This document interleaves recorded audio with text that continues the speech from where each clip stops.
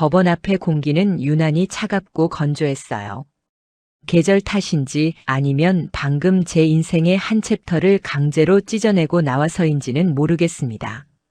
확실한 건 이 건물을 나서는 제 발걸음보다 옆에서 걷는 그 여자의 발걸음이 훨씬 가볍고 경쾌했다는 점이죠.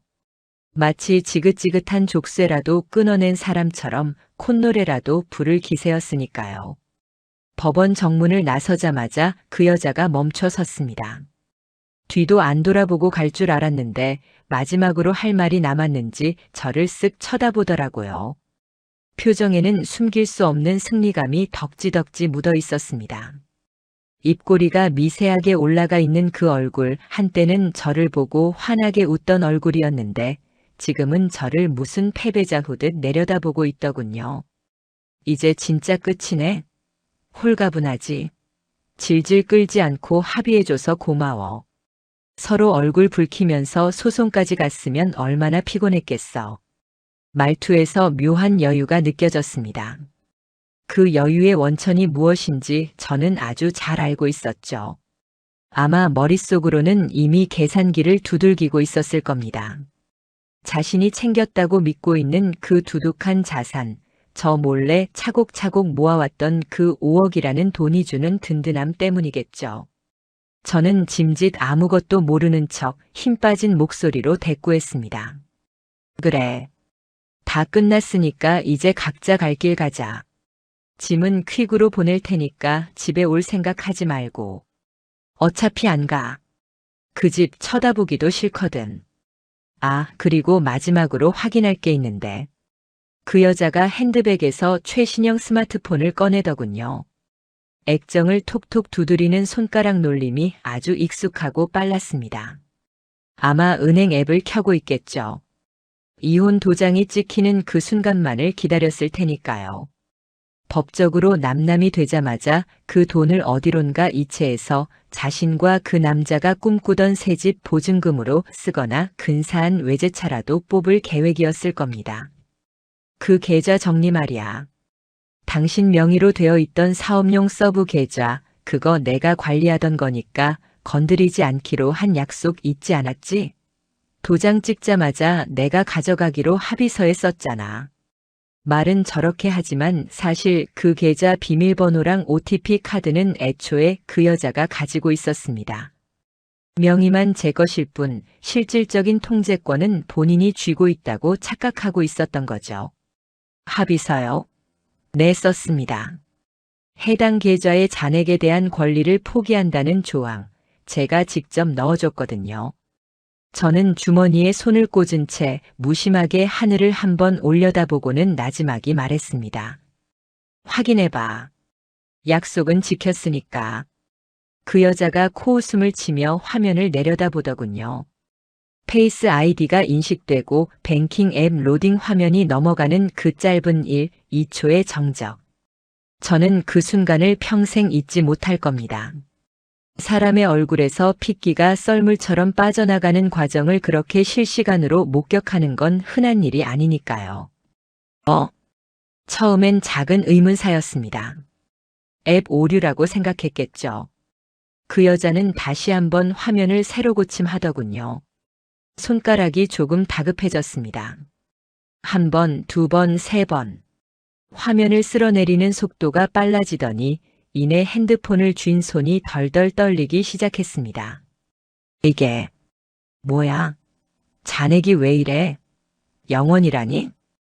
당황한 눈동자가 저를 향해 획 돌아갔습니다. 방금 전까지의 여유는 온데간데 없고 마치 귀신이라도 본 사람처럼 눈을 부릅뜨고 쏘아붙이더군요. 야, 이건 뭐야? 돈 다 어디 갔어? 내가 건드렸어? 합의서에 손 안 댄다고 했잖아. 근데 왜 잔액이 없냐고. 법원 앞을 지나던 사람들이 힐끗거릴 정도로 목소리가 커졌습니다. 악을 쓰며 저에게 달려들 기세였죠. 저는 그런 그 여자를 물끄러미 바라보며 아주 차분하게 그리고 또박또박 대답해줬습니다. 손 안 댔어. 합의서 내용 다시 잘 생각해봐. 나는 그 계좌의 잔액에 대한 권리를 포기한다고 했지. 계좌 자체를 넘긴다고 한 적은 없잖아. 무슨 개소리야. 잔액을 포기했으면 돈이 그대로 있어야지 왜 영원이냐고. 그 계좌 내 명이잖아. 오늘 아침 9시 법원 들어오기 딱 10분 전에 내가 은행 들러서 비밀번호 변경하고 OTP 재발급받았거든. 그리고 그 안에 있던 돈은 내 주거래 통장으로 전액 이체했고. 그러니까 내가 확인했을 땐 잔액이 0원인 게 맞지. 난 약속대로 빈 깡통 계좌에 대해서는 아무 권리 주장 안 할게. 그 껍데기는 너 가져. 그 여자의 입이 떡 벌어졌습니다. 상황 파악이 안 되는지 눈만 끔뻑거리다가 뒤늦게 현실을 자각했는지 얼굴이 시뻘개지더군요. 너 미쳤어? 그게 어떤 돈인데? 그거 내가 모은 거야. 내가 안 쓰고 안 입고 모은 내 돈이라고. 그걸 내가 왜 가져가? 내 돈? 웃기지 마. 그거 내 사업자 통장이었어. 들어온 돈 출처도 내 수익금이고 법적으로도 100% 내 자산이야. 내가 관리한다는 명목으로 몰래 딴 주머니 찾던 거 내가 모를 줄 알았어? 상간남이랑 가게 차린다고. 꿈 깨.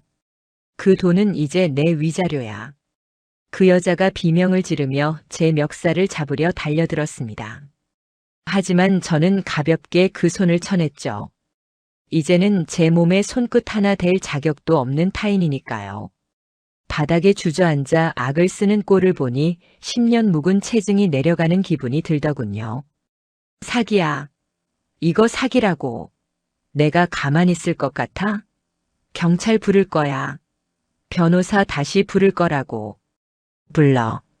마음대로 해. 근데 그거 알지? 은닉 자산이나 차명 거래는 오히려 내가 더 불리한 거. 그리고 그 돈, 내가 불륜 저지르면서 횡령한 정황까지 다 증거로 남았어. 시끄럽게 굴면 횡령죄로 추가 고소 들어갈 거니까 알아서 해. 저는 바닥에서 씩씩거리는 그 여자를 뒤로 하고 돌아섰습니다. 뒤통수에 대고 온갖 저주 섞인 고함이 날아와 꽂혔지만 타격감은 전혀 없었어요.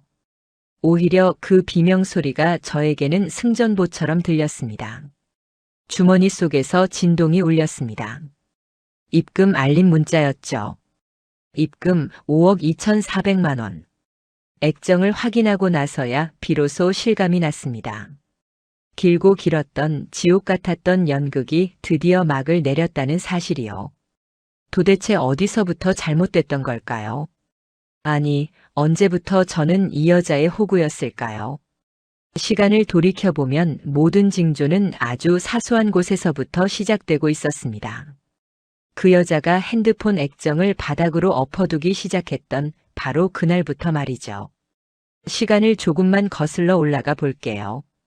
사실 그 5억이라는 돈이 하늘에서 뚝 떨어진 건 아니었어요. 제가 운영하던 작은 사업체가 운 좋게 자리를 잡으면서 수익이 꽤 났었고 저는 그 돈을 불리는 것보단 버는 데에만 집중하는 스타일이었습니다. 반면에 그 여자는 꼼꼼했죠. 결혼 초부터 가계부를 쓰고 적금이 만기되면 칼같이 더 높은 이유를 찾아 옮기는 모습을 보면서 저는 생각했습니다. 아, 이 사람한테 맡기면 내 돈이 새나갈 일은 없겠구나. 그래서 제 명의로 된 사업용 통장 관리 권한을 자연스럽게 그 여자에게 넘겼던 겁니다.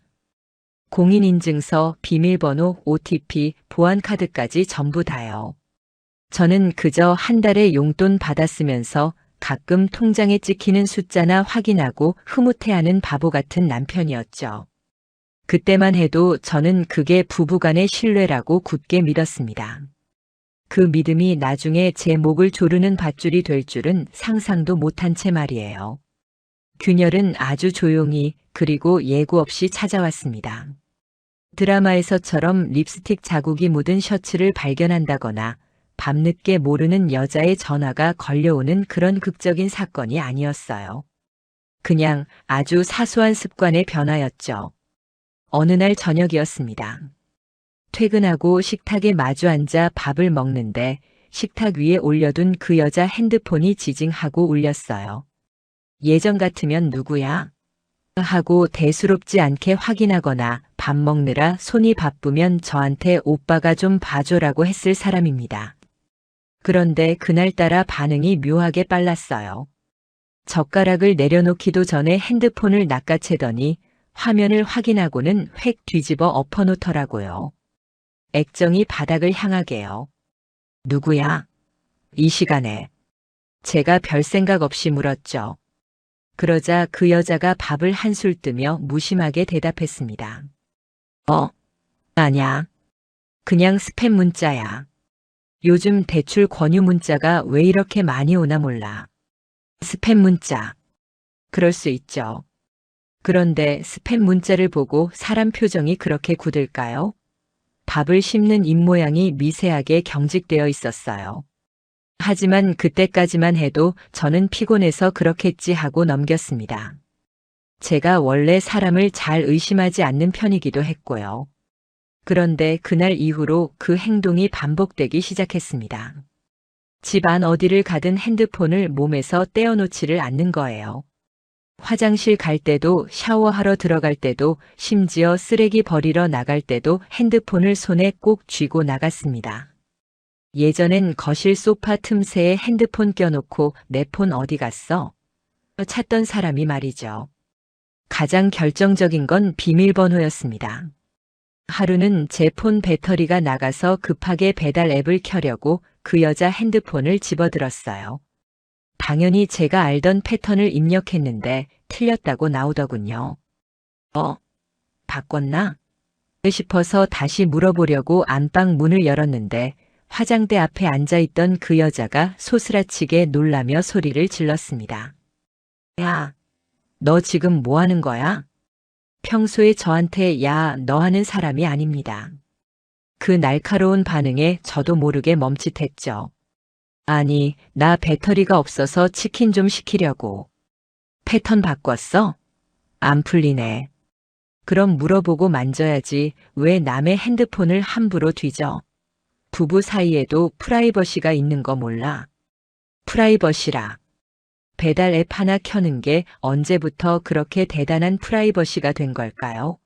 얼굴을 붉히며 핸드폰을 뺏어가는 그 여자 손이 미세하게 떨리고 있었습니다. 마치 들키면 안 되는 시한폭탄이라도 뺏긴 사람처럼요. 저는 그 순간 느꼈습니다. 아, 이 사람한테 내가 모르는 세상이 생겼구나. 그리고 그 세상엔 내 자리가 없구나. 그날 밤 침대에 누워 등을 돌리고 자는 그 여자의 뒷모습을 보는데 기분이 참 묘하더라고요. 분명 같은 이불을 덮고 있는데 마치 시베리아 벌판에 혼자 남겨진 것처럼 싸늘했습니다. 자? 제가 조용히 불렀지만 대답은 없었어요. 규칙적인 숨소리가 들려왔지만 저는 알 수 있었습니다. 자는 척하고 있다는 걸요. 깨어있으면서도 저랑 말 섞기 싫어서 눈을 감고 있는 그 공기, 그게 사람을 얼마나 비참하게 만드는지 겪어보지 않은 사람은 모릅니다. 그때부터였던 것 같아요. 제가 이 집에서 투명 인간이 되어가고 있다는 걸 깨달은 게. 주말에 같이 TV를 봐도 그 여자의 시선은 멍하니 다른 곳을 향해 있었고 제가 무슨 말을 해도 그래, 알아서 해 같은 영혼 없는 대답만 돌아왔습니다. 더 이상한 건 돈 문제였어요. 제가 사업 자재비 결제 때문에 OTP 카드가 필요해서 달라고 한 적이 있었습니다. OTP? 그거. 내가 어디 뒀더라? 아, 맞다.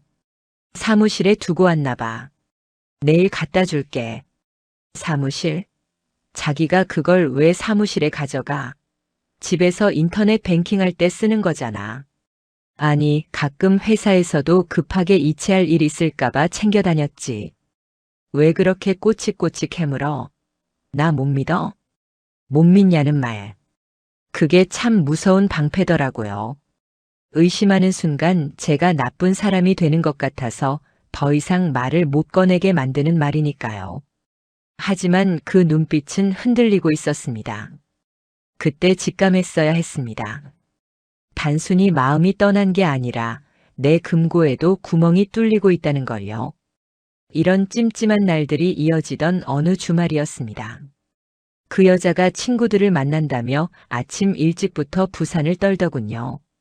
평소엔 주말이면 소파에 누워 TV나 보며 시간을 보내던 사람이 콧노래까지 흥얼거리며 화장을 하고 옷을 고르는 모습이 너무 낯설었습니다. 누구 만나는데 그렇게 꾸며? 고등학교 동창들 만나는 게 그렇게 꾸밀 일이야? 오랜만에 애들 만나는데 꿀리기 싫어. 당신 와이프가 못생겼다는 소리 들으면 좋겠어? 나 늦을 거니까 저녁 챙겨 먹고 있어. 현관문을 나서는 그 여자의 뒷모습에서 향수 냄새가 진동을 했습니다.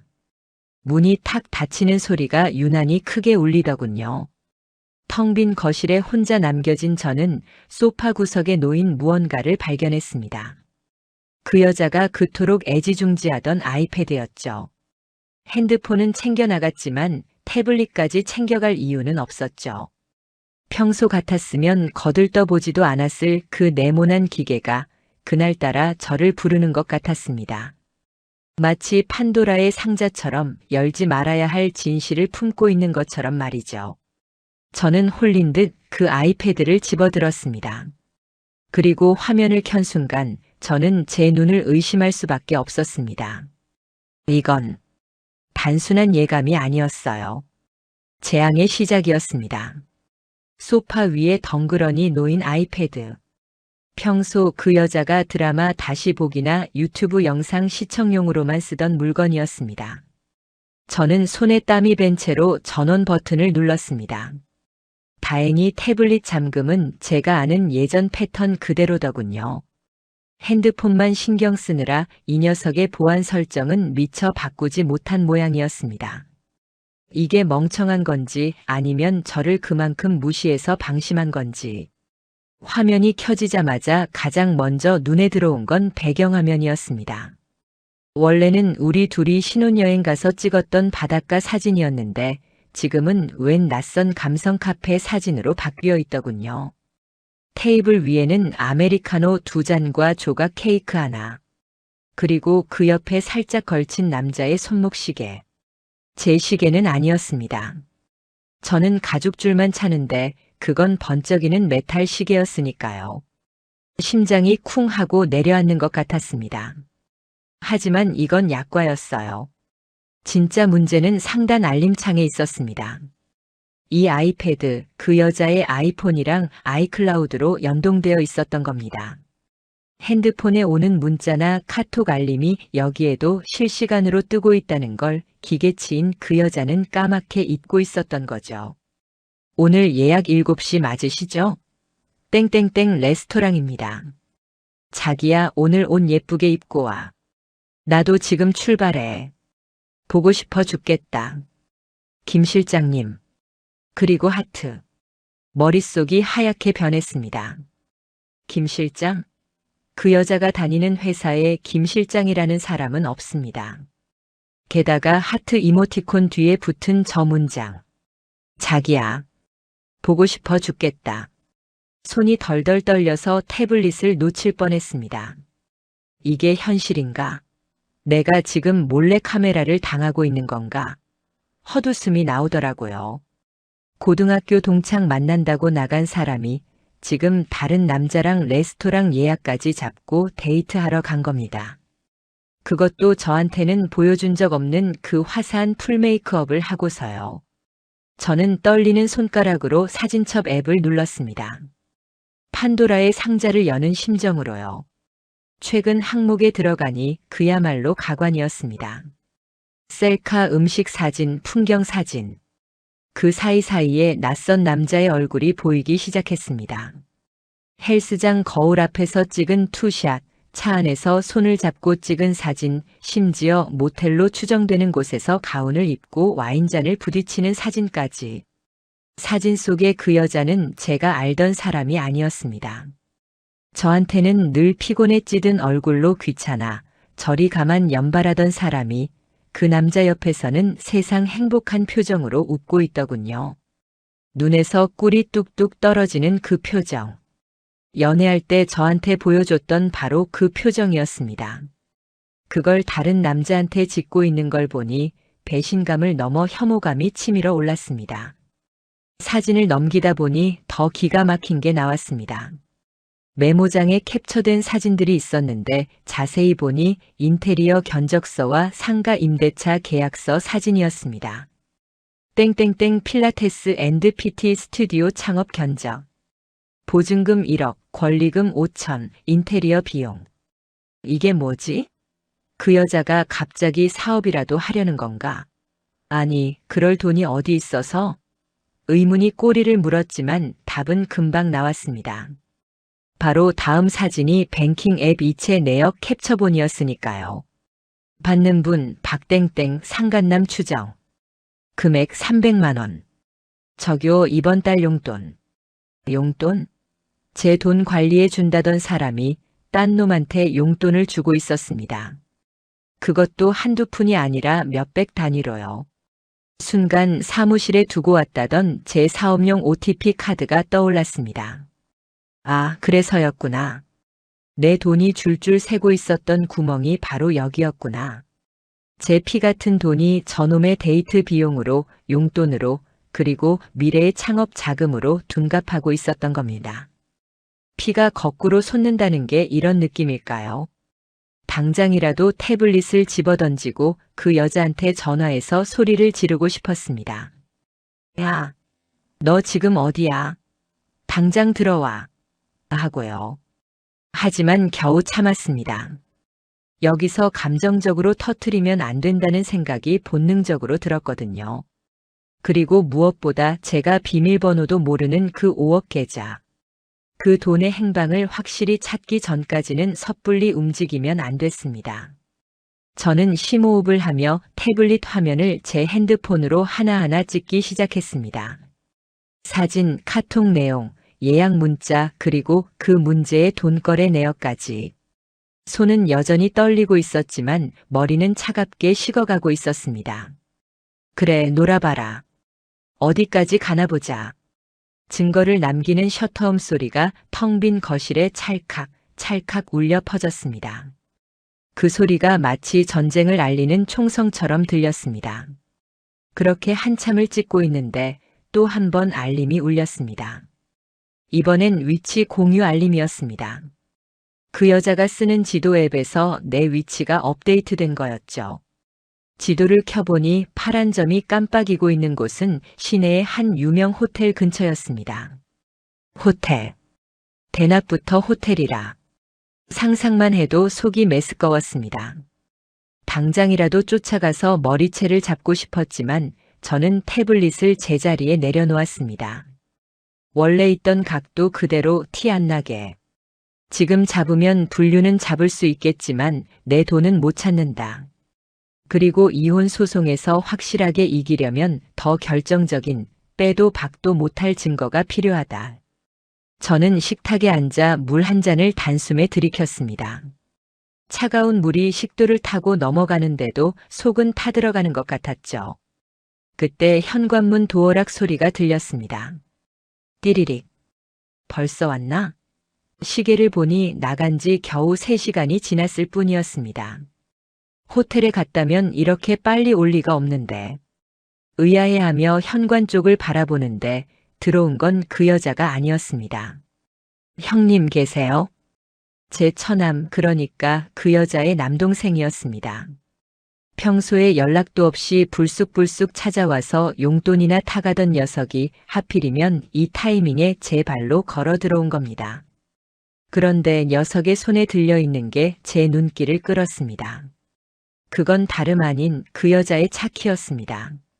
왔냐? 근데 누나 차키는 왜 내가 들고 있어? 아, 누나가 친구 차 타고 간다고 해서요. 저 오늘 데이트 있는데 차 좀 빌려달라고 했거든요. 형님, 저 이거 오늘 하루만 써도 되죠? 그 여자가 자기 차를 두고 갔다. 친구 차를 타고 갔다. 아니죠. 상간남 차를 타고 갔겠죠. 그래서 자기 차는 집에 두고 동생한테 생색내듯 빌려준 겁니다. 순간 제 머릿속에 번개 같은 생각이 스쳤습니다. 그 여자의 차. 거기에 달려있는 그것. 처남 차 가져가도 좋은데 내가 잠깐 확인할 게 있어서 그러는데 키 좀 줘볼래? 네. 확인이요? 뭐, 네, 여기요. 저는 처남에게 차 키를 받아들고 주차장으로 내려갔습니다. 심장이 미친 듯이 뛰었습니다. 만약 제 예상이 맞다면 이 차 안에는 태블릿보다 더 확실하고 더 적나라한 증거가 남아있을 테니까요. 바로 블랙박스. 영상은 지워도 소리는 남는다는 그 진리를 기계치인 그 여자가 알고 있을 리가 없었으니까요. 주차장은 서늘했습니다. 그 여자의 흰색 SUV 앞에 서서 차 문을 여는 순간 낯선 방향제 냄새가 훅 끼쳐왔습니다. 원래 그 여자는 멀미 난다고 차에 방향제 두는 걸 싫어했거든요. 그런데 이 냄새, 딱 봐도 남자 스킨 냄새랑 섞인 듯한 진한 머스크 향이었습니다. 조수석 시트도 미묘하게 뒤로 밀려 있었고요. 그 여자가 운전할 때 맞추는 위치보다 훨씬 뒤쪽이었습니다. 다리가 긴 남자가 탔었다는 증거죠. 저는 떨리는 손으로 룸미러 뒤에 달린 블랙박스 전원잭을 뽑았습니다. SD카드를 눌러 빼내는 그 짧은 순간이 마치 영원처럼 느껴지더군요. 이 작은 플라스틱 조각 안에 제 인생을 송두리째 뒤흔들 폭탄이 들어있다고 생각하니 손끝이 저릿했습니다. 다시 집으로 올라와 제 노트북에 카드를 꽂았습니다. 폴더를 여는 마우스 클릭 소리가 유난히 크게 들렸습니다. 드라이빙, 이벤트, 파킹. 폴더들이 주르륵 떴습니다. 가장 최근 날짜의 드라이빙 폴더를 클릭했습니다. 영상 파일들이 시간 순으로 나열되어 있었는데 이상하게도 바로 어제와 오늘 영상은 파일 용량이 현저히 작았습니다. 재생해보니 화면이 까맸습니다. 렌즈를 뭔가로 가려놨거나 전원선을 뽑아놨던 거겠죠. 치밀한 척하네. 코웃음이 나왔습니다. 영상을 안 찍히게 하려고 애쓴 흔적이 역력했지만 멍청하게도 이벤트 폴더는 신경 쓰지 못했더군요. 충격 감지 녹화. 차 문을 3개 닫거나 방지턱을 넘을 때 자동으로 저장되는 그 파일들 말입니다. 어제 저녁 8시 40분 파일. 재생 버튼을 눌렀습니다. 화면은 여전히 어두웠습니다. 주차장이거나 밤거리라 잘 안 보이는 거겠죠. 하지만 소리는 너무나 선명했습니다. 자기야, 오늘 진짜 좋았어. 아까 거기 스테이크 맛있더라. 그 여자의 목소리였습니다. 한 톤 높고 애교 섞인, 저한테는 연애 초반 이후로 들어본 적 없는 그 목소리. 나도. 자기가 좋아하니까 나도 좋네. 근데 우리 가게 자리는 언제쯤 확정할까? 권리금 좀 깎아달라고 해봤어? 낯선 남자의 목소리. 조금 젊어 보이는 껄렁한 말투였습니다. 응, 부동산 사장이랑 얘기해봤는데 5천까진 안 된대. 그래도 걱정 마. 내가 알아서 할게. 그 인간 사업 통장 내가 관리하잖아. 거기서 조금씩 빼서 모아둔 거 있으니까 그거 보태면 돼. 역시 우리 자기 능력 좋아. 그 남편은 진짜 아무것도 모르나 봐. 등신 아니야? 몰라, 완전 바보야. 돈 버는 재주만 있지 쓸 줄을 몰라서 내가 관리해 준다고 하니까 덥석 넘겨주더라고. 멍청해가지고. 아, 그리고 자기야. 나 이번에 적금 만기 되는 거 있잖아. 그것도 자기 차 바꾸는데 보태줄게. 그 똥차 타고 다니는 거 쪽팔려서 못 보겠어. 진짜? 와, 사랑한다 진짜. 근데 들키면 어떡해? 안 들켜. 그 인간 나 의심 1도 안 해. 그냥 피곤하다고 하고 등 돌리고 자면 건드리지도 못하는 쫄보야. 이혼할 때 되면 내가 알아서 위자료 명목으로 재산 더 뜯어낼 궁리도 다 해놨어. 성격 차이로 몰고 가면 꼼짝 못할걸? 하하, 독하다 독해. 그래서 더 매력적이야. 이어지는 소리는 차마 말로 옮기기도 더러운 소리들이었습니다. 쪽쪽거리는 소리, 옷깃이 스치는 소리, 그리고 간간이 들리는 민망한 소리. 노트북 스피커를 통해 흘러나오는 그 소리를 듣고 있는데 저는 분노보다 먼저 헛구역질이 올라왔습니다. 내 돈으로 딴 놈 차를 사줘? 내 돈으로 가게를 차려? 등신? 쫄보. 제가 그 여자를 믿고 맡겼던 그 모든 시간들이 그 여자한테는 그냥 호구 벗겨 먹는 시간이었던 겁니다. 저는 아내가 아니라 사기꾼이랑 살고 있었던 거예요. 파일을 하나 더 열어봤습니다. 며칠 전 파일이었습니다. 자기야, 근데 그 인간 요즘 좀 눈치채는 것 같지 않아? 저번에 핸드폰 패턴 물어봤다며. 깜짝 놀랐어. 근데 내가 빽소리 지르니까 바로 꼬리 내리더라. 겁먹은 강아지 마냥. 웃겨가지고 진짜. 조심해. 꼬리가 길면 잡힌다잖아. 우리 계획대로 딱 5억 채우면 바로 떠나자. 그때까지만 참아. 알았어. 5억. 이제 얼마 안 남았어. 조금만 더 빼돌리면 돼. 아, 빨리 자기랑 같이 살고 싶다. 그 집구석 들어가기 싫어 죽겠어. 냄새나는 아저씨랑 한 이불 덮는 거 진짜 고역이라니까. 냄새나는 아저씨. 저는 매일 아침 샤워하고 향수 뿌리고 출근합니다. 오히려 그 여자가 며칠씩 머리 안 감고 떡진 채로 있을 때도 저는 아무 말 안 했는데 손이 부들부들 떨려서 마우스를 쥘 수가 없었습니다. 모니터 속 까만 화면이 마치 제 미래 같았습니다. 암담하고 캄캄하고. 하지만 동시에 머리 한 구석이 차갑게 깨어나는 게 느껴졌습니다. 이 녹음 파일들. 이건 단순한 외도 증거가 아니었습니다. 횡령, 배임, 사기 공모. 법적으로 걸고 넘어질 수 있는 온갖 범죄의 자백이 이 안에 다 들어있었습니다. 5억이라고 했지? 5억 채우면 떠난다고? 그래, 어디 한번 채워봐라. 그 5억이 내 목숨줄이 될지 족쇄가 될지는 두고 봐야 알 테니까. 저는 파일을 전부 백업했습니다. 클라우드에도 올리고 USB에도 담고 외장 하드에도 숨겼습니다. 절대 지워지지 않도록, 절대 사라지지 않도록. 그때 현관문 도어락 소리가 다시 들렸습니다. 띠리릭. 이번엔 처남이 아니었습니다. 그 여자였습니다. 저는 황급히 노트북을 덮고 블랙박스 SD카드를 주머니에 쑤셔 넣었습니다.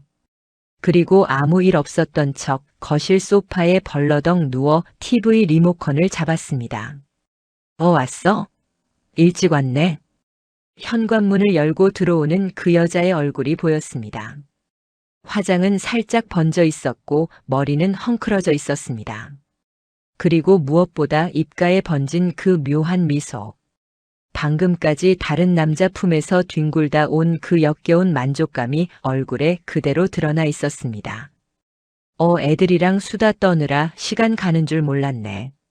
아, 피곤해.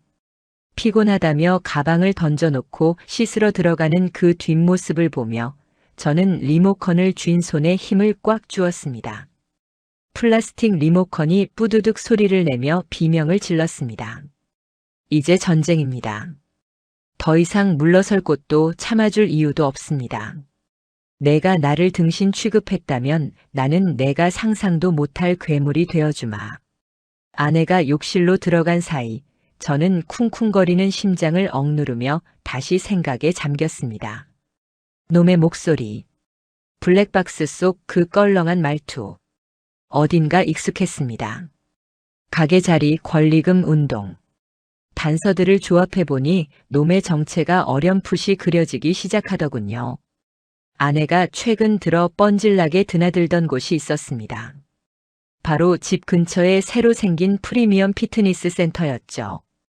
나이 들니까 몸이 예전 같지 않다며 PT를 끊어달라고 했을 때 저는 건강 챙기라며 흔쾌히 법인카드를 쥐어줬습니다. 그게 제 무덤을 파는 삽자루가 될 줄은 꿈에도 모르고요. 저는 욕실 문이 닫힌 걸 확인하고 조심스럽게 아내가 던져둔 가방을 뒤졌습니다. 지갑 속에 꽂힌 영수증 뭉치들. 카페, 식당, 모텔. 그리고 가장 안쪽에 접혀있던 명함 한 장이 나왔습니다. 땡땡 피트니스 대표 트레이너 박민수. 영일영, 땡땡땡땡. 박민수.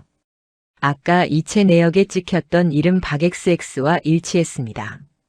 블랙박스에서 몸 관리 잘한다고 칭찬하던 그 목소리.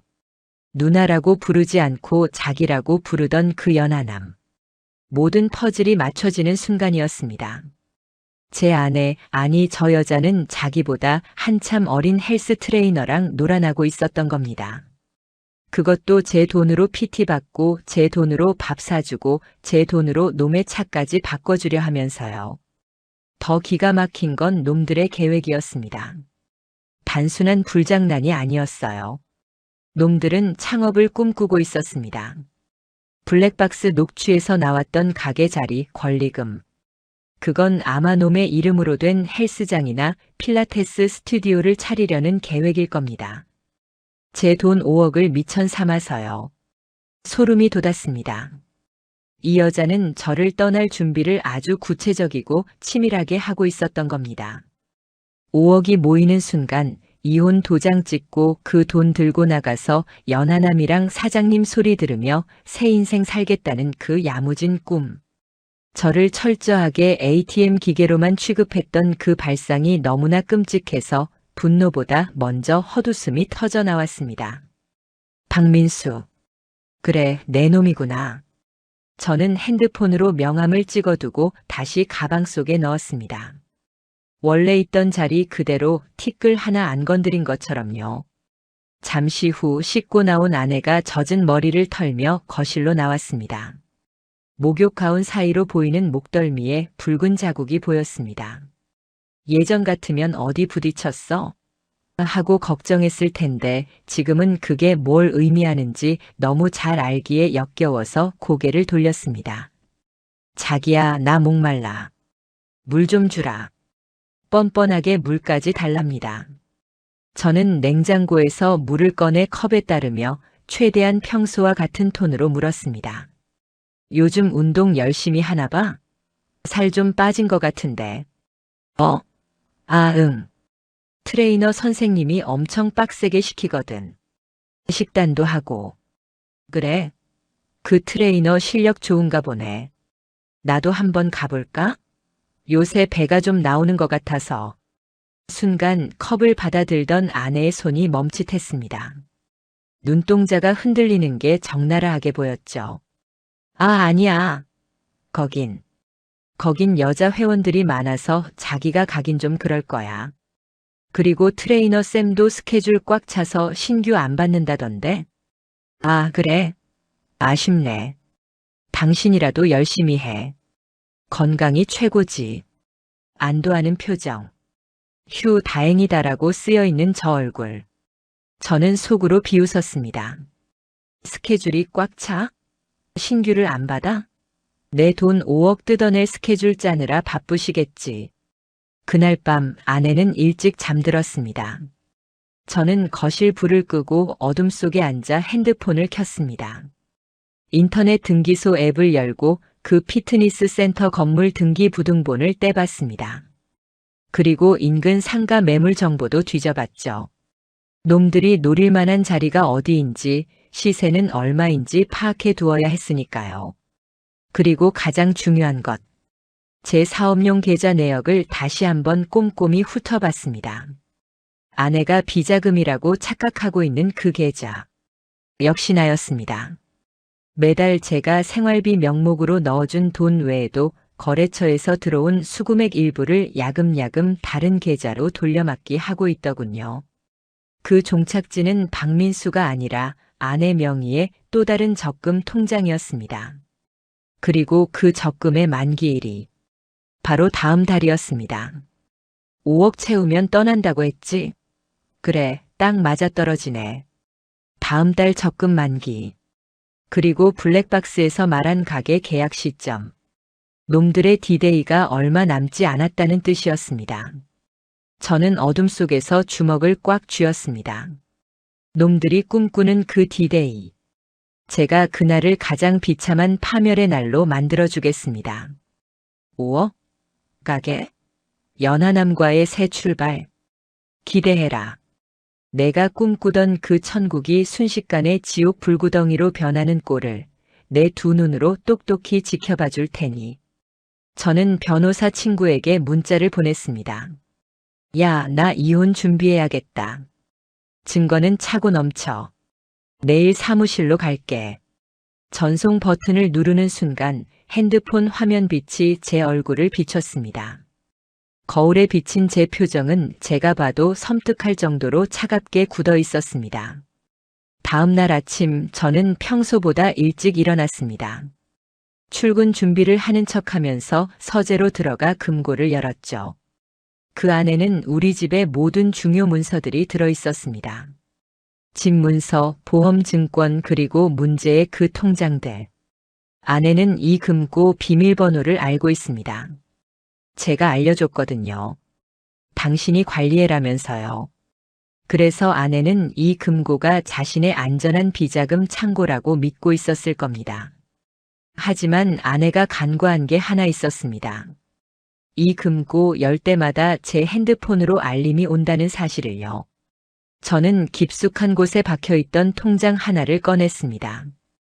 겉면엔 사업용 운영 자금이라고 적혀 있었지만 사실상 아내가 제 돈을 빼돌려 모아두던 바로 그 5억 계좌였습니다. 통장을 펼쳐보니 거래 내역이 아주 화려하더군요. 입금 내역은 전부 제 회사 이름이나 거래처 이름이었지만 출금은 교묘하게 세탁되어 있었습니다. 자재비, 인건비 같은 이름으로 포장된 돈들이 실제로는 아내 명의의 딴 주머니로 흘러들어가고 있었던 거죠. 이 계좌의 가장 큰 비밀, 아니 아내가 착각하고 있는 치명적인 오류가 여기 있습니다.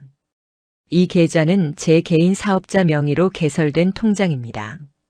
아내는 제가 OTP와 공인인증서를 자기한테 넘겨줬으니 실질적인 소유권이 자기한테 있다고 믿고 있겠죠.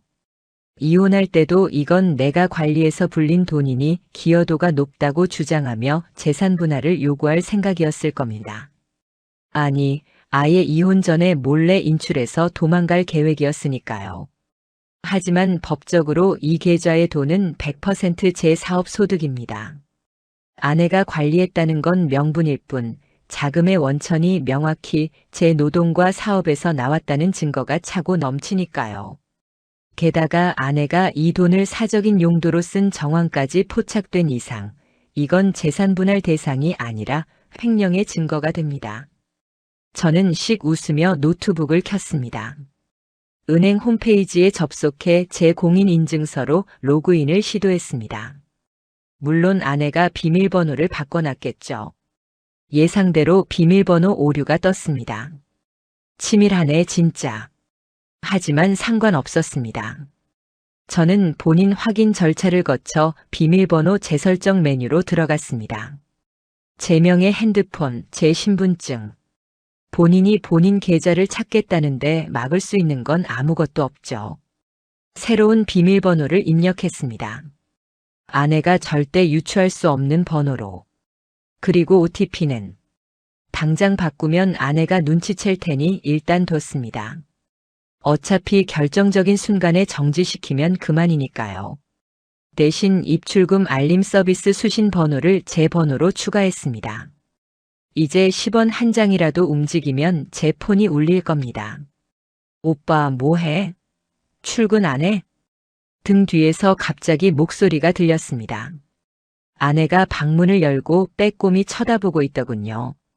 저는 태연하게 노트북을 덮으며 돌아봤습니다. 거래처에 급하게 메일 보낼 게 있어서. 지금 나가려고. 아, 그래? 오늘 늦게 들어와? 응, 회식이 있어서 좀 늦을 것 같아. 먼저 자. 알았어. 수고해. 문이 닫히고 아내의 발소리가 멀어졌습니다. 저는 가슴을 쓸어내렸습니다. 다행히 모니터 화면은 못 본 것 같았습니다. 출근길 차 안에서 저는 변호사 친구와 통화했습니다. 야, 확인했어. 내 말대로 법적으로 문제없어. 그 계좌 내 사업용 자산으로 분류되니까 아내가 맘대로 손 못 댄다. 오히려 횡령으로 걸면 내가 유리해. 그래? 다행이네. 그럼 작전대로 간다.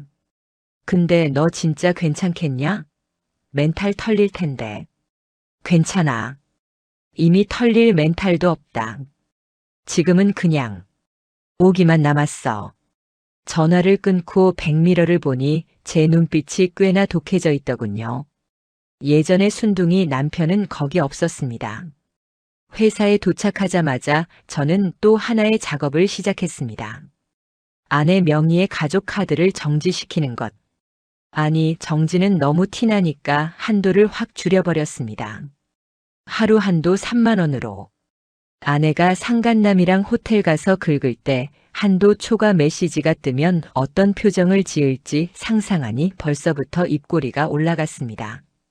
돈줄이 막히면 사람이 얼마나 추해지는지 어디 한번 보여줘봐. 5억 계좌는 제 손안에 들어왔고 카드라는 생명줄도 끊기기 직전입니다. 이제 덫은 놓였습니다. 쥐새끼가 치즈 냄새를 맡고 달려들기만을 기다리면 됩니다. 그날 오후 예상대로 제 핸드폰이 울렸습니다. 카드사 알림 문자였습니다. 거절 한도 초과 땡땡땡 호텔 레스토랑. 빙고. 점심시간부터 호텔 레스토랑이라. 팔자 좋네. 저는 커피를 한 모금 마시며 여유롭게 창밖을 바라봤습니다. 곧 아내한테 전화가 올 겁니다. 오빠, 카드 왜 이래? 안 긁히는데? 전화벨이 울렸습니다. 화면에 뜬 이름 와이프. 저는 심호흡을 한 번 하고 세상 가장 다정한 목소리로 전화를 받았습니다. 여보. 무슨 일이야? 오빠, 카드 왜 이래? 안 긁히는데? 수화기 너머로 들려오는 아내의 목소리는 당황과 짜증이 섞여 앙칼졌습니다. 뒤에서 웅성거리는 소리가 들리는 걸 보니 아마 계산대 앞에서 진땀을 빼고 있는 모양이었습니다. 호텔 레스토랑 직원이 손님 한도 초과입니다 라고 말했을 때 그 여자가 느꼈을 쪽팔림. 상상만 해도 짜릿하더군요. 옆에는 그 껄렁한 연하남이 멀뚱히 서 있었겠죠. 누나 왜 그래? 돈 없어? 하는 눈빛으로요. 저는 짐짓 놀란 척 연기를 시작했습니다. 안 긁혀? 이상하네. 그거 한도 넉넉할 텐데. 아니, 지금 쪽팔려 죽겠어. 직원이 한도 초과라잖아. 오빠 뭐 건드렸어? 아, 맞다. 내가 깜빡했네. 저번에 보이스피싱 의심 문자 와서 카드사에서 잠시 한도 조정해 둔다고 했었거든. 내가 바빠서 다시 푸는 걸 잊어버렸나 봐. 미안. 아, 진짜 미치겠다. 그럼 지금 당장 풀어줘. 나 지금 계산 못하고 서 있단 말이야. 어쩌지? 나 지금 중요한 미팅 중이라 통화 길게 못하는데. 카드사 상담원 연결하려면 시간 좀 걸리잖아. 일단 자기가 가진 다른 카드로 계산하면 안 될까? 순간 정적이 흘렀습니다. 아내는 본인 명의 카드를 거의 쓰지 않습니다. 제 카드로 생활비를 다 쓰고 본인 돈은 악착같이 모으거나 그놈한테 현금으로 쥐어주느라 바빴으니까요. 나 지갑에 다른 카드 없단 말이야. 현금도 없고. 그래? 그럼 같이 있는 친구한테 좀 내달라고 해. 나중에 송금해준다고 하고. 또다시 침묵. 친구. 상간남한테 밥값 내라고 하려니 자존심이 상했겠죠.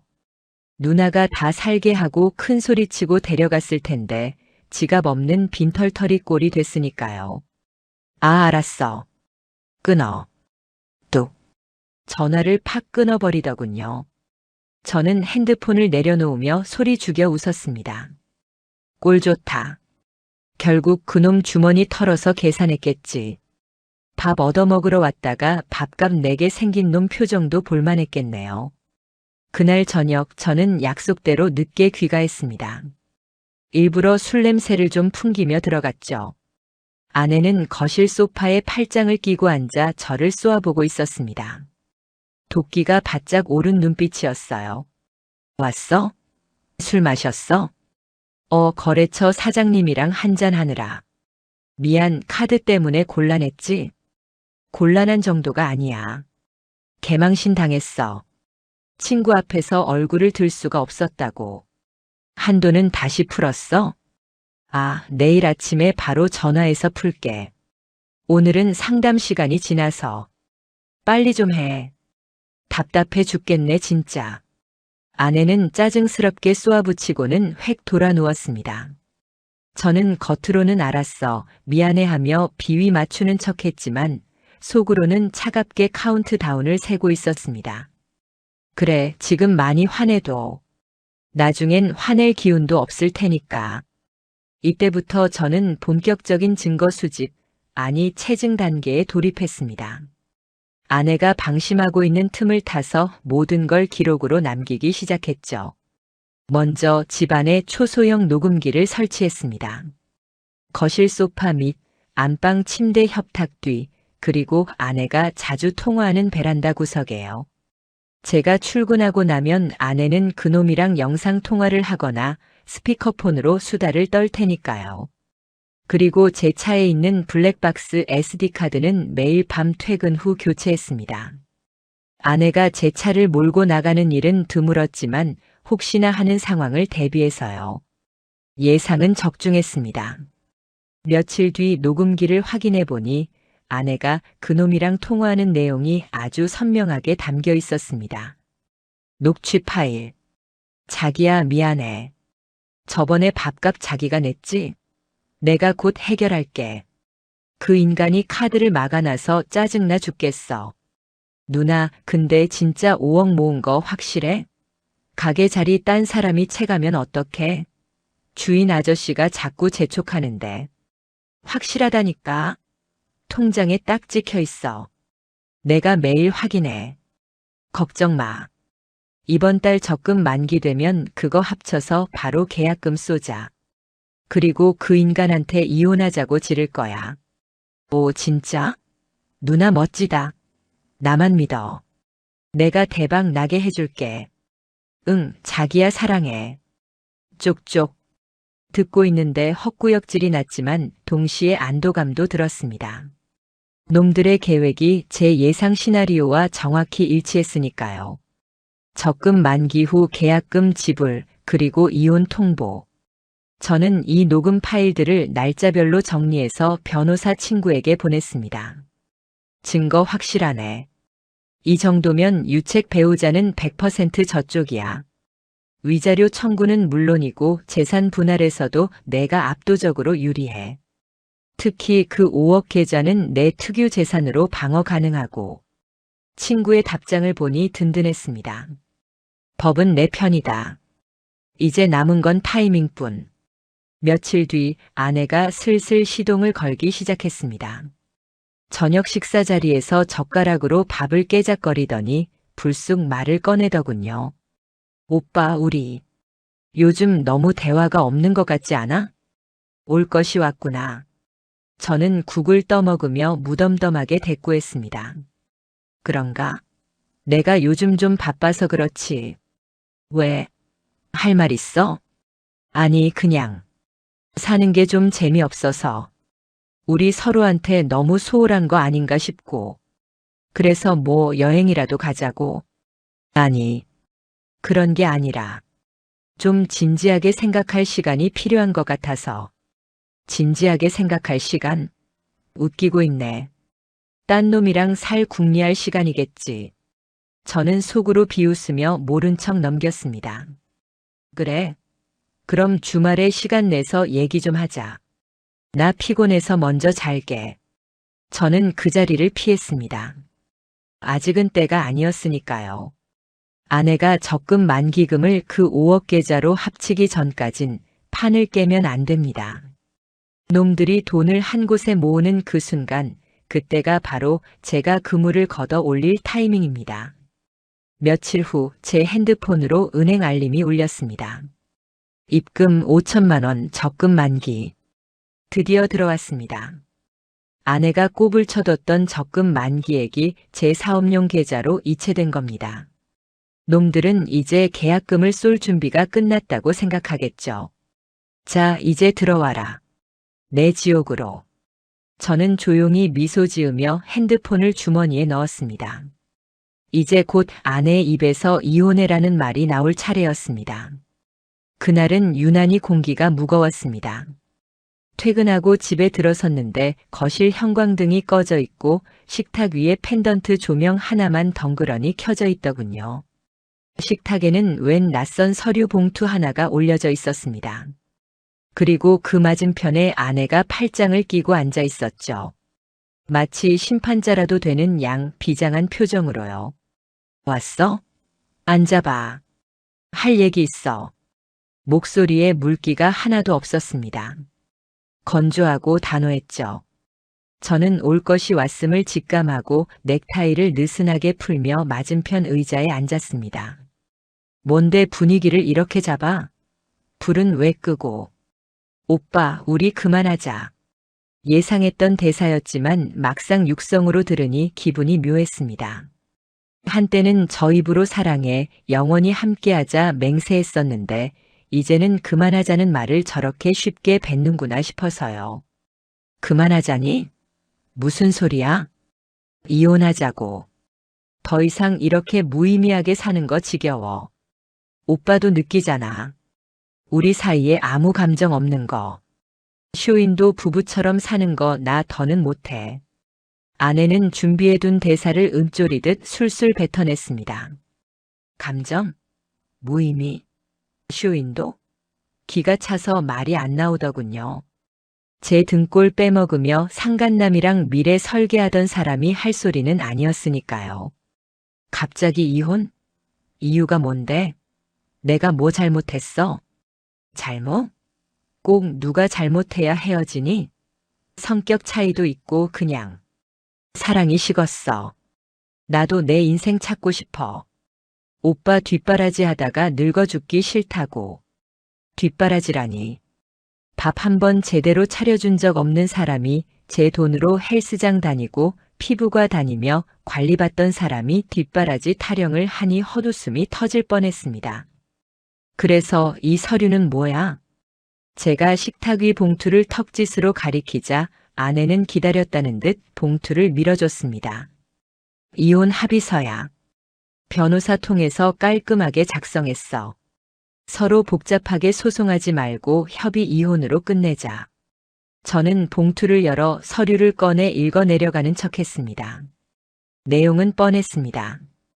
위자료 없음, 재산 분할은 각자 명의 자산 인정. 그리고 가장 중요한 조항이 맨 밑에 교묘하게 숨겨져 있더군요.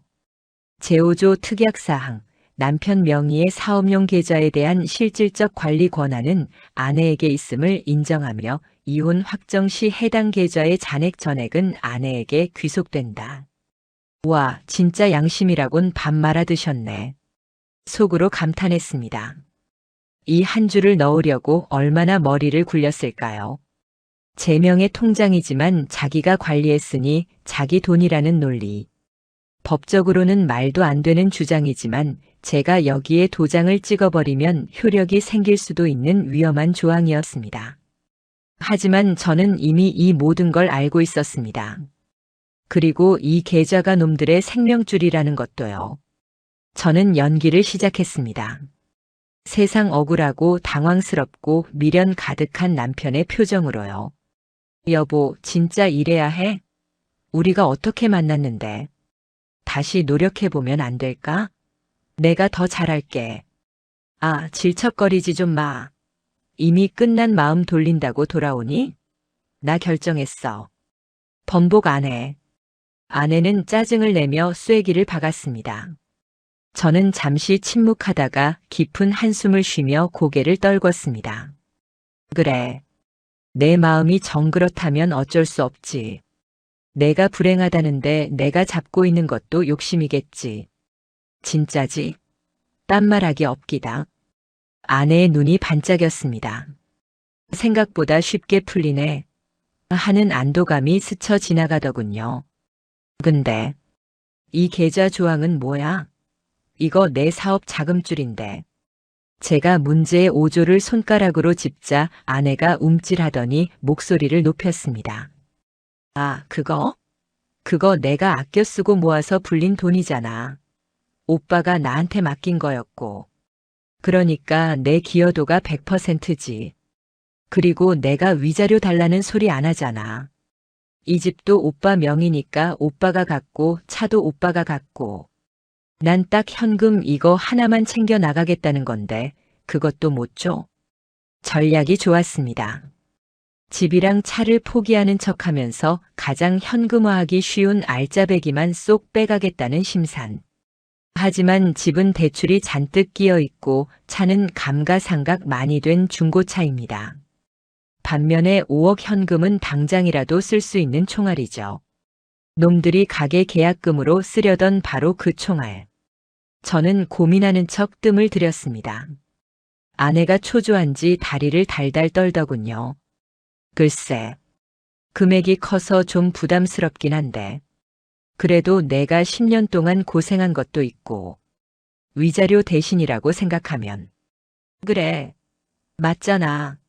내가 오빠 뒷바라지 하느라 내 청춘 다 바쳤는데 그 정도 보상은 해줘야지. 남자가 쪼잔하게 굴 거야? 쪼잔하다. 가스라이팅의 정석이네요. 저는 마지못해 고개를 끄덕였습니다. 알았어. 내 말대로 할게. 대신 조건이 있어. 뭔데? 조정 기일 최대한 빨리 잡아. 나도 마음 정리된 이상 질질 끄는 거 싫어. 그리고 이혼 확정될 때까진 이 집에서 조용히 지내다가 도장 찍는 날 바로 나가. 짐 싸서. 당연하지. 나도 하루라도 빨리 나가고 싶거든. 아내는 쾌재를 불렀습니다. 제가 덫에 걸려들었다고 확신했겠죠. 저는 서랍에서 도장을 꺼내 합의서에 꾹 눌러 찍었습니다. 인주가 종이에 번지는 걸 보며 아내는 입꼬리를 실룩거렸습니다. 그래, 그게 내 승리의 도장인 줄 알겠지. 사실은 내 인생 종치는 도장인데. 자, 됐지? 이제 법원 가서 서류 제출만 하면 돼. 저는 서류를 건네주며 쓸쓸한 척 일어섰습니다. 아내는 서류를 낚아채듯 받아들고는 보란 듯이 자기 가방 깊숙이 챙겨 넣더군요. 고마워, 오빠. 마지막으로 좋은 모습 보여줘서. 좋은 모습? 넌 마지막까지 최악의 모습만 보여주는구나. 저는 안방으로 들어가 문을 닫았습니다. 그리고 문에 등을 기댄 채 소리 없이 웃었습니다. 게임은 끝났습니다. 이제 법원에서 확정 판결만 나면 됩니다. 그때까지 저 계좌의 돈은 단 1원도 움직이지 못할 겁니다. 제가 이미 은행 앱으로 이체 한도 0원 설정을 걸어놨거든요. 아내는 OTP 카드가 자기한테 있으니 안심하고 있겠지만 한도가 0원이면 OTP 할아버지가 와도 이체 못합니다. 그리고 이혼 확정되는 순간 제가 비밀번호 바꾸고 싹 빼가면 그만입니다. 거실에서 아내가 누군가와 통화하는 소리가 들렸습니다. 응, 자기야. 됐어. 도장 찍었어. 그 인간 순순히 넘기더라. 바보같이. 그래, 그 착각 속에서 행복해라. 그게 내 마지막 행복일 테니까. 그 웃음이 비명으로 바뀌는 데는 그리 오랜 시간이 걸리지 않을 테니까. 이혼 숙려 기간. 보통의 부부들에게는 마지막으로 관계를 회복하거나 마음을 정리하는 시간이겠지만 우리 집은 달랐습니다. 그 여자는 이미 짐 쌀 준비로 분주했고 저는 그 모습을 묵묵히 지켜보며 제 나름의 짐 정리를 하고 있었으니까요. 제 짐 정리는 물건이 아니라 증거였습니다. 변호사 친구와 수시로 연락하며 시나리오를 점검했습니다. 재산 분할 합의서 효력, 법원에서 확정 판결 전까진 언제든 뒤집을 수 있어. 특히 상대방의 기망 행위나 횡령 사실이 드러나면 무효 소송 가능하고. 근데 넌 더 쉬운 길을 택했네. 계좌 명의가 내 거니까. 그래, 어차피 내 명의 통장이니까 내가 돈 빼는 건 불법이 아니야. 합의서 내용? 그건 잔액을 주겠다는 거지. 내가 돈을 채워놓겠다는 의무조항이 아니니까. 법의 맹점, 아니 맹점이 아니라 정당한 권리 행사를 위한 준비는 완벽했습니다. 드디어 D-Day. 가정법원 조정실 앞 복도. 아내는 아침부터 화장을 곱게 하고 나왔습니다. 칙칙한 법원 분위기와는 어울리지 않는 화사한 원피스를 입고요. 옆에는 낯선 남자가 하나 서 있었는데 힐끔 보니 그 박민수 트레이너였습니다. 뻔뻔하게도 여기까지 따라왔더군요. 물론 저를 보고는 짐짓 모르는 사람인 척 떨어져 있었지만 둘이 눈빛 교환하는 꼴이 가관이었습니다. 들어오세요. 조정위원의 부름에 우리 둘은 나란히 들어갔습니다. 절차는 간단했습니다. 이미 합의된 사항이었으니까요. 두 분 이혼 의사 확실하십니까? 네. 네. 재산 분할 및 위자료에 대해서도 합의서대로 이행하시는 걸로 알겠습니다. 특히 남편분 명의의 계좌 잔액은 아내분께 귀속된다는 조항 맞으시죠? 조정위원이 저를 보며 물었습니다. 저는 아내를 한번 쓱 쳐다보고는 아주 차분하게 대답했습니다. 네, 맞습니다. 약속대로 이행하겠습니다. 아내의 입가에 미소가 번지더군요. 이겼다는 확신에 찬 미소. 판사님이 땅땅땅 의사봉을 두드리는 소리가 조정실 안에 울려 퍼졌습니다. 이로써 두 분의 이혼이 성립되었습니다. 법적으로 남남이 되는 순간이었습니다. 서류의 잉크가 마르기도 전에 아내는 벌떡 일어나더군요. 저한테 인사 한마디 없이 획 돌아서 나가는 뒷모습이 참 가벼워 보였습니다. 저도 천천히 따라 나섰습니다. 복도 끝에서 아내와 상간남이 쑥덕거리는 모습이 보였습니다. 누나, 끝났어? 진짜 됐어? 됐어. 이제 가서 돈만 이체하면 돼. 가자, 은행 앱 켜. 두 사람은 신이 나서 엘리베이터 쪽으로 걸어가고 있었습니다. 저는 그 뒤를 쫓아가며 주머니 속 핸드폰을 꺼냈습니다. 그리고 미리 켜둔 은행 앱 화면에서 전액 이체 버튼을 눌렀습니다. 받는 분 내주거래 계좌. 금액 5억 2,435만 원. 보안 매체 모바일 OTP. 확인. 이체가 정상적으로 처리되었습니다. 손끝 하나로 5억이 이동했습니다. 아내가 수년간 제 등골을 빼먹으며 모아둔 그 돈탑이 순식간에 제자리로 돌아온 겁니다. 엘리베이터가 도착하고 두 사람이 타려는 찰나 제가 불렀습니다. 잠깐만. 아내가 흠칫하며 돌아보더군요. 상간남은 저를 보고 짐짓 딴청을 피우며 고개를 돌렸습니다. 뭐야? 할 말 남았어? 질척거리지 말라니까. 아니, 질척거리는 게 아니라 알려줄 게 있어서. 너 지금 이체하려고 하지? 왜? 설마 이제 와서 딴소리 하려고? 이미 법원에서 판결 났어. 너 딴 말하면 위약금 물어야 돼. 아내는 독을 품은 고양이처럼 나를 세웠습니다. 저는 피식 웃으며 핸드폰 화면을 흔들어 보였습니다. 아니, 위약금은 무슨. 약속은 지켰어. 잔액에 대한 권리 너한테 다 줬다고. 근데 말이야. 잔액이 좀 변동됐을 거야. 뭐? 무슨 소리야? 확인해봐. 지금 당장.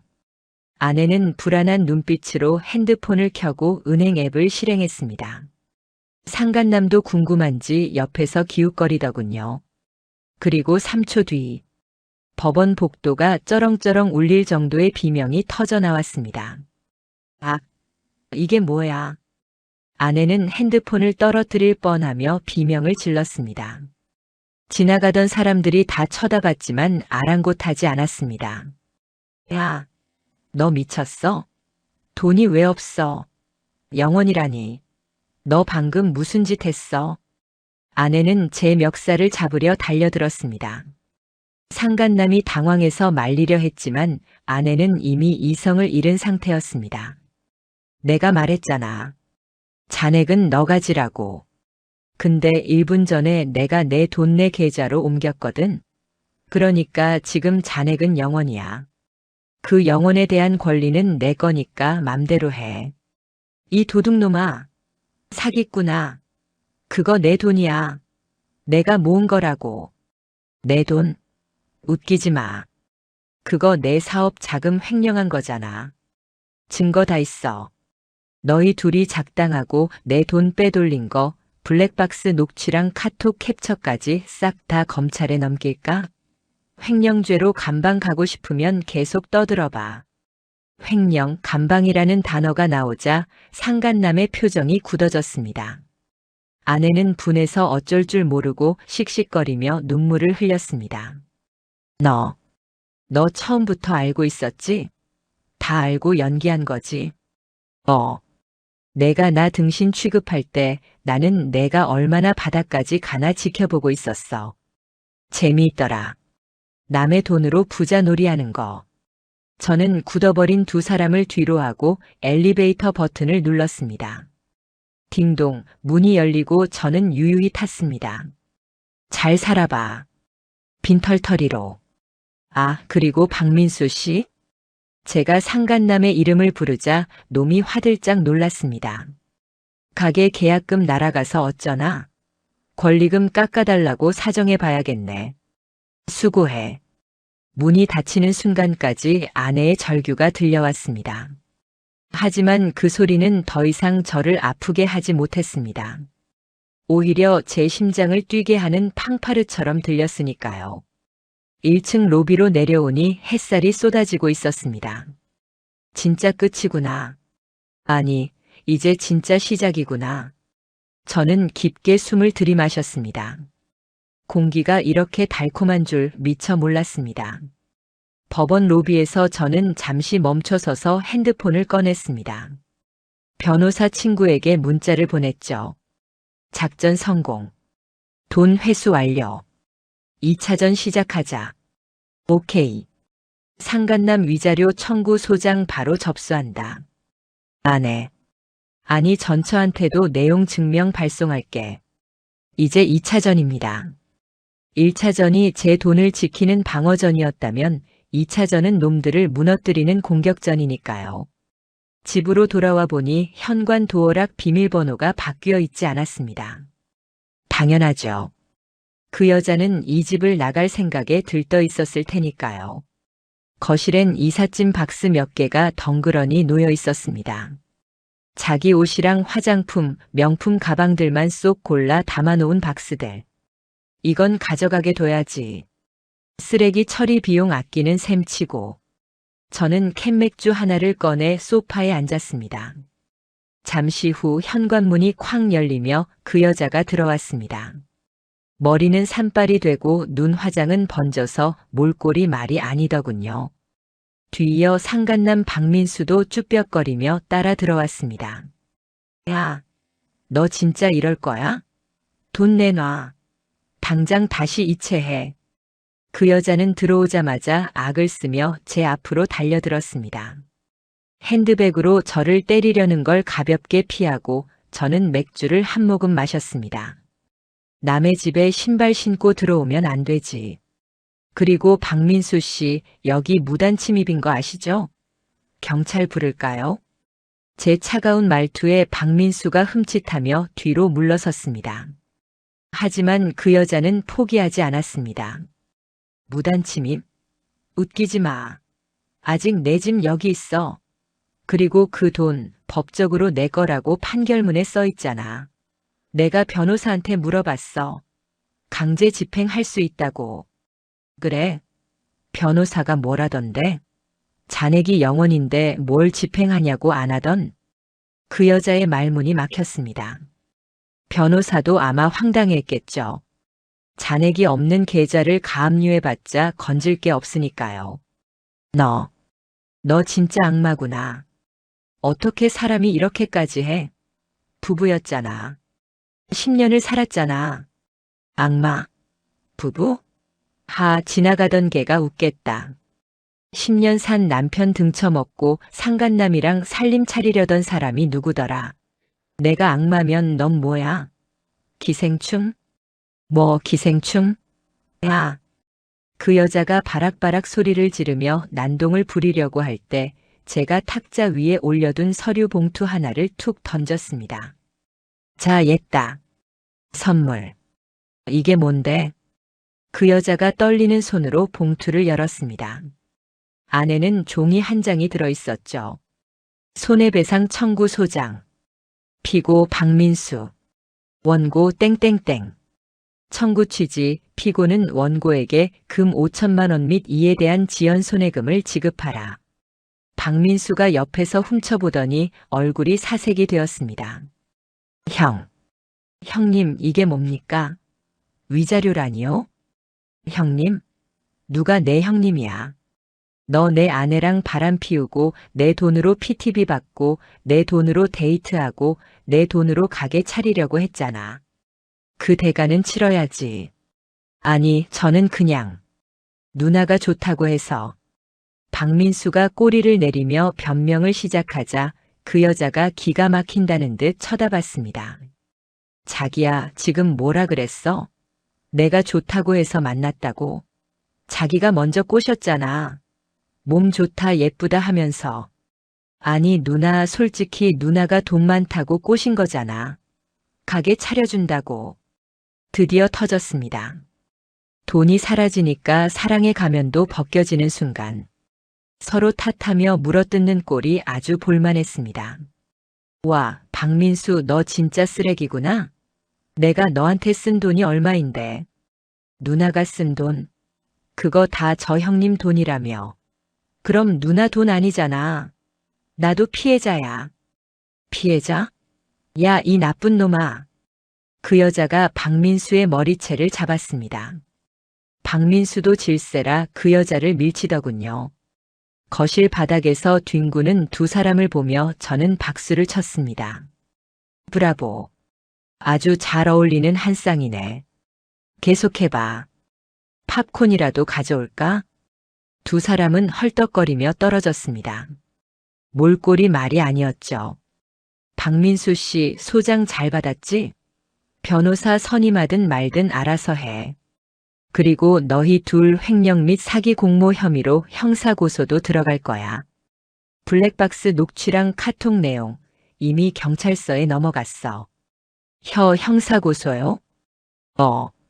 단순 분류는 간통죄 폐지돼서 처벌 안 받지만 남의 돈 빼돌린 건 범죄거든. 특히 너 내 카드로 명품 사고 현금화한 거, 그거 여신 전문 금융업법 위반인 거 알지? 콩밥 먹을 준비나 해. 박민수는 다리가 풀렸는지 바닥에 주저앉았습니다. 그 여자는 멍하니 저를 쳐다보고만 있었고요. 이제야 상황 파악이 된 모양입니다. 돈만 잃은 게 아니라 인생 자체가 나락으로 떨어졌다는 걸. 자, 쇼는 끝났어. 내 집에서 나가. 당장. 저는 현관문을 활짝 열었습니다. 박민수는 도망치듯 뛰어나갔습니다. 뒤도 안 돌아보고요. 자기야. 어디가? 민수야. 그 여자가 불렀지만 대답은 없었습니다. 덩그러니 남겨진 그 여자. 초라하기 그지없었습니다. 봤지? 내가 믿던 사랑의 실체가 저거야.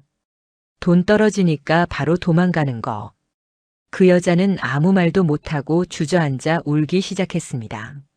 하지만 저는 휴지 한 장 건네주지 않았습니다. 그 눈물조차 악어의 눈물이라는 걸 너무 잘 아니까요. 짐 싸놓은 거 들고 나가. 10분 준다. 안 그러면 다 갖다 버린다. 저는 안방으로 들어가 문을 닫았습니다. 잠시 후 거실에서 부스럭거리는 소리와 흐느끼는 소리가 들리더니 쿵 하고 현관문 닫히는 소리가 났습니다. 정막이 찾아온 집. 저는 비로소 편안하게 숨을 쉬었습니다.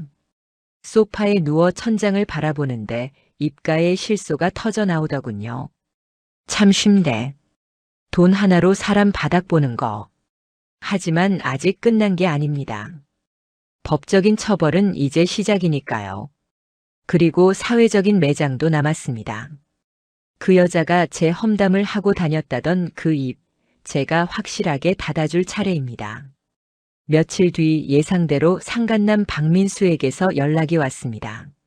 아니, 연락이 끊겼다는 표현이 맞겠네요. 그 여자가 아무리 전화를 걸어도 받지 않는다고 제 친구 변호사를 통해 전해 들었습니다. 놈은 이미 그 피트니스 센터도 그만두고 잠적했다고 하더군요. 꼬리 자르기 선수였습니다. 하지만 법원 등기는 피할 수 없죠. 위자료 청구 소송은 공시송달로라도 진행될 테니까요. 게다가 놈은 하나 간과한 게 있었습니다. 제가 보낸 내용 증명. 그게 놈의 본가로 날아갔다는 사실을요. 저는 놈의 신상 정보를 파악할 때 등본상 주소지도 확인해 뒀습니다. 시골에 계신 부모님 댁이더군요. 귀하의 아들이 유부녀와 불륜을 저지르고 금품을 갈취하여 소송 중입니다라는 내용의 점잖은 편지 한 통. 아마 그 시골 마을이 발칵 뒤집혔을 겁니다. 한편 그 여자는 갈 곳이 없어 친정으로 들어갔다고 들었습니다. 그런데 가만히 있을 위인이 아니죠. 역시나 들려오는 소문이 심상치 않았습니다. 제 대학 동기 단톡방부터 시작해서 건너 아는 지인들에게까지 이상한 소문이 돌기 시작했습니다. 야, 너 들었어? 땡땡이 이혼했다며? 근데 와이프 빈털터리로 쫓아냈다던데? 나도 들었어. 위자료 한 푼 안 주고 재산 분할도 꼼꼼하게 다 챙겨서 내쫓았다더라. 독하다 독해. 원래 여자가 헌신하면 헌신짝 된다더니 땡땡이가 그렇게 매정할 줄 몰랐네. 기가 찼습니다. 자기가 불륜 저지른 건 쏙 빼놓고 돈 한 푼 못 받고 쫓겨난 조강지처 코스프레를 하고 다니는 겁니다. 심지어 친정 식구들한테는 제가 도박에 빠져서 가산을 탕진했고 자기는 빚잔치하기 싫어서 이혼해 준 거라고 거짓말을 했다더군요. 와, 진짜 인간의 바닥에는 끝이 없구나. 저는 헛웃음을 삼키며 핸드폰을 들었습니다. 이제 제가 쥐고 있던 마지막 패를 꺼낼 때가 된 거죠. 장인어른. 아니, 아버님. 저 땡땡땡입니다. 오랜만에 전화를 걸자 수화기 너머로 냉랭한 목소리가 들려왔습니다. 자네가 여긴 무슨 일인가? 내 딸 그렇게 내쫓고 이제 와서 전화질 할 염치가 있나? 아버님, 오해가 좀 있으신 것 같아서요. XX가 뭐라고 말했는지 대충 알겠습니다만 진실을 좀 아셔야 할 것 같아서 연락드렸습니다. 진실? 무슨 진실? 자네가 내 딸 돈 다 뺏어가고 길거리에 나앉게 만든 게 진실 아닌가? 내가 자네 그렇게 안 봤는데 정말 실망일세. 버럭 소리를 지르시는 장인어른. 저는 차분하게 대답했습니다. 아버님, 지금 카톡으로 파일 몇 개 보내드렸습니다. 그거 한번 들어보시고 사진도 확인해 보세요. 그러고 나서도 제가 나쁜 놈이라고 생각되시면 그때 다시 욕하셔도 됩니다. 뭐? 파일? 네. XX가 왜 빈털터리가 됐는지, 그 돈이 다 어디로 가려고 했는지, 그리고 제가 왜 이혼을 결심했는지 다 들어있습니다. 저는 전화를 끊지 않고 기다렸습니다. 카톡 알림음이 울리고 잠시 후 일이 사라졌습니다. 그리고 길고 긴 침묵. 수화기 너머로 들려오던 거친 숨소리가 잦아들더니 이내 무거운 정적이 흘렀습니다. 재생된 파일은 제가 확보했던 블랙박스 녹취록이었습니다. 그 인간 등신이야 5억 모이면 튈 거야. 냄새나는 아저씨랑 살기 싫어. 그리고 상간남과 낄낄거리며 나누던 음담패설까지. 거기에 더해 상간남과 찍은 호텔 사진, 모텔 영수증, 그리고 5억 계좌에서 놈에게 이체된 내역까지. 빼도 박도 못할 증거의 종합 선물 세트였죠. 이게 다 뭔가? 한참 뒤에 들려온 장인어른의 목소리는 떨리고 있었습니다. 분노인지 수치심인지 아니면 충격 때문인지 모를 떨림. 죄송합니다, 아버님. 저도 좋게 마무리하고 싶었는데 XX가 밖에서 제 험담을 너무 하고 다녀서요. 저도 제 명예는 지켜야 하지 않겠습니까? 에이, 이 망할 것이. 수화기 너머로 야, 너 이리 나와. 하는 호통 소리가 들렸습니다. 그리고 호통치는 소리, 그 여자의 비명소리, 장모님의 울음소리가 뒤섞여 들려왔습니다. 아빠, 왜 그래? 내가 인간이냐? 서방 두고 짓거리를 해? 그것도 모자라 거짓말까지 쳐? 내가 널 그렇게 키웠어. 아비규환. 저는 조용히 전화를 끊었습니다. 더 들을 필요도 없었습니다. 친정에서의 입지도 끝장났습니다. 이제 그 여자는 갈 곳도 기댈 곳도 하소연할 곳도 없어졌습니다. 부모님 얼굴에 먹칠을 하고 형제들에게도 손가락질 받는 신세. 그게 바로 자업자득이라는 겁니다. 그리고 저는 동기 단톡방에도 짧고 굵게 한마디 남겼습니다. 구구절절 해명할 필요도 없었죠. 이혼 사유 궁금해하는 친구들이 많네. 긴 말 안 할게. 유책 배우자는 내가 아님. 궁금하면 개인 톡 줘. 판결문이랑 증거 보여줄게. 그 한마디에 단톡방 분위기는 순식간에 얼어붙었습니다. 저를 비난하던 친구들이 하나둘씩 그랬구나, 미안하다, 술 한 잔 사겠다며 태세 전환을 하더군요. 이제 사회적 매장도 끝났습니다. 그 여자가 설 자리는 이 세상 어디에도 없습니다. 저는 창밖을 바라보며 커피를 한 모금 마셨습니다. 쓴 커피가 오늘따라 달게 느껴지더군요. 이제 진짜 마지막만 남았습니다. 저에게 남은 상처를 털어내고 완벽한 자유인이 되는 것. 그로부터 3개월이 지났습니다. 계절은 가을로 접어들었고 제 삶에도 평온이 찾아왔습니다. 아침에 눈을 뜨면 더 이상 옆자리의 냉기에 상처받을 일도, 샤워할 때 누가 내 핸드폰을 뒤질까봐 불안해할 일도 없습니다. 상간남 박민수와의 위자료 소송은 제 완승으로 끝났습니다. 놈이 법원에 출석도 안 하고 피해 다니는 바람에 청구한 금액 5천만 원 전액이 인정됐죠. 물론 놈은 돈 없다고 배째라는 식으로 나오겠지만 상관없습니다. 저는 놈의 급여 통장, 보증금, 그리고 놈 명의로 된 중고차까지 싹 다 압류 걸어놨으니까요. 평생 신용불량자로 살게 만들어줄 겁니다. 금융치료만큼 확실한 교육은 없거든요. 그리고 전처 그 여자 소식도 건너 들려왔습니다. 친정에서도 쫓겨나다시피 나와서 지금은 고시원을 전전한다고 하더군요. 한때는 제 돈으로 명품 휘감고 필라테스 다니던 사모님이 이제는 편의점 도시락으로 끼니를 때우는 신세가 된 거죠. 어느 날 저녁 모르는 번호로 전화가 왔습니다. 받지 않으려다 느낌이 쎄해서 받았는데 역시나 그 여자였습니다. 여보세요. 목소리가 다 죽어가더군요. 예전에 그 앙칼지고 당당했던 목소리는 온데간데 없었습니다. 누구세요? 나야. 잘 지내? 용건만 말해. 바빠. 오빠, 나 진짜 너무 힘들어서 그래. 나 지금 고시원 월세도 밀렸어. 아빠도 나 안 본다고 하고 친구들도 다 연락 끊고. 나갈 데가 없어. 그래서? 나 5억 다 달라는 거 아니야. 그냥 보증금이라도 좀 해주면 안 될까? 내가 오빠 밥 해주고 빨래 해주고 10년 살았잖아. 정을 생각해서라도. 구질구질함의 끝을 보여주더군요. 아직도 상황 파악이 안 되나 봅니다. 빨래?